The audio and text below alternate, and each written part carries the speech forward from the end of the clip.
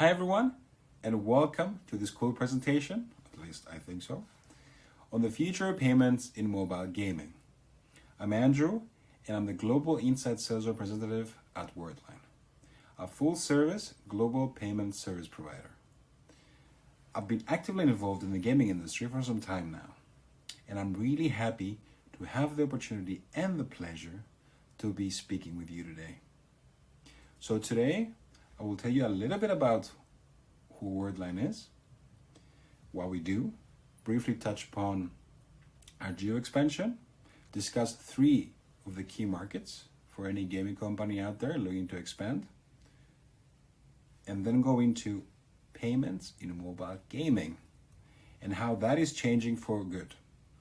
Lastly, if you have any questions, anything you'd like to ask, I'd be more than happy to answer. So let's get started. So who is Worldline?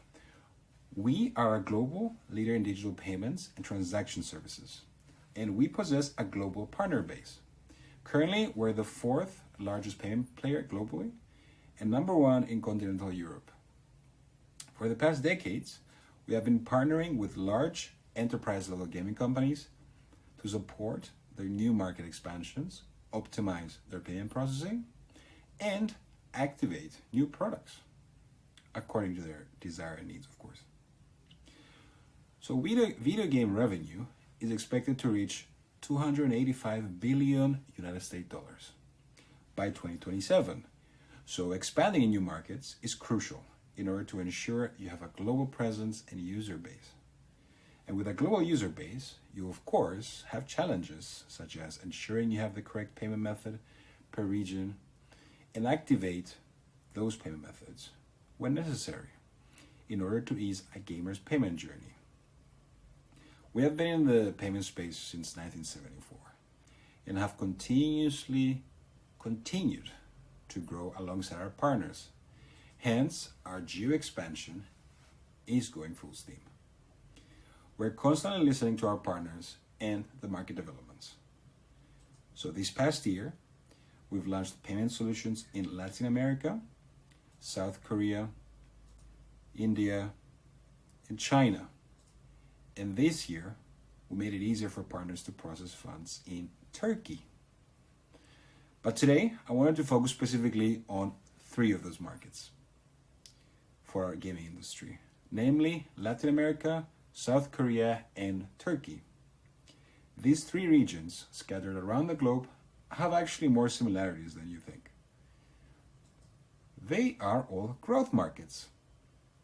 Latin America is composed of 33 countries with more than 600 million in population, of which almost 50% being gamers and nearly $8 billion in sales. And in parallel, South Korea is the 4th largest market globally, with 51 million in population and more than half of that being gamers. So gaming revenue in the country reached $8.3 billion in 2021. And lastly, Turkey possesses 86 million in population, with a very high internet penetration and 4/5 of adults actually playing games. So all these 3 markets are great when it comes to growing your user base and revenue. But there are differences in terms of the payment landscape. For example, in Latin America, local credit cards only have the ability to process in local currency. And in countries within the region, such as Brazil, even international schemes can be restricted in processing in local currency. Alternative payment methods, or APMs as we like to call them, such as cash, e-wallets, and bank transfers, covered 27% of payments made in the region. In addition, in some of the markets in LATAM, debit cards can also work as alternative payment methods. And installment payments actually, made with a local credit card, are highly popular. Now for South Korea, our South Korean friends, they are the 4th largest gaming market globally. And cards here are the way to go. Yes, you have e-wallets, but cards are the most popular way of payment. This includes local and international cards, of course. As for Turkey, online payments are highly driven by cards, with 95% of the card transactions made locally. And in addition to that, APMs, such as cash, e-wallets, and bank transfers, comprise 28% of the payment landscape, also showcasing the importance of APMs in the region. Now, these challenges were there from the beginning in all these three markets, and we found solutions to them in order to help our partners enter the markets and grow together. The first challenge is the entry requirement. Setting up a local entity takes time and is time consuming. What we do here is help process locally and access the market with or without a local entity. The second challenge is the complexity of the payment landscape in each region. Every region has its own rules and regulations and should be handled in its own terms. Here, we can help by accepting popular cards and alternative payment methods in all the regions. The third challenge is, of course, low approval rates. When payments are processed cross-border, so when you buy something in the acquiring bank is outside of the processing country, then you will have less payments being approved. This is a big issue, and here, processing locally is the key. So by processing locally, your payment performance will increase, resulting in more payments coming through. The fourth challenge is the high cost of cross-border payments. This happens because cross-border payments trigger local banks to add subcharges. The solution to this is, of course, offering local payment methods, which will eliminate those additional cross-border charges. And last but not least, the foreign exchange risks in South Korea and Turkey. In South Korea, fund transfers of KRW are not allowed outside the country. So when entering the market, we can help you convert KRW to USD at a guaranteed foreign exchange rate. As for Turkey, the high inflation rates lead to high foreign exchange risks. And here, we help with offering same-day exchange. So these are the three important growth markets and their challenges and our solutions. And apart from market changes within the gaming industry, we have other things that are changing, such as payments in mobile gaming. The mobile gaming experience is about to change forever. I cannot stress how important this is.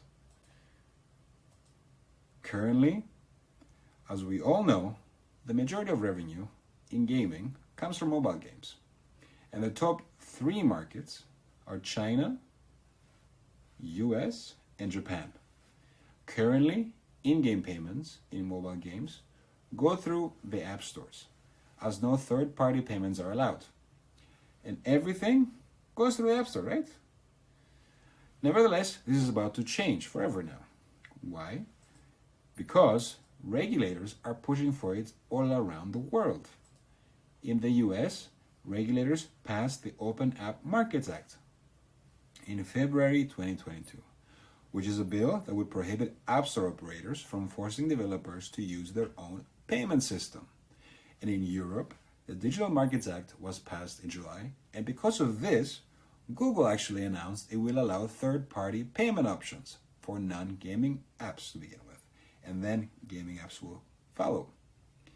In South Korea, right now, developers there are allowed to use third-party payment operators to process their transactions, which is pretty cool, right?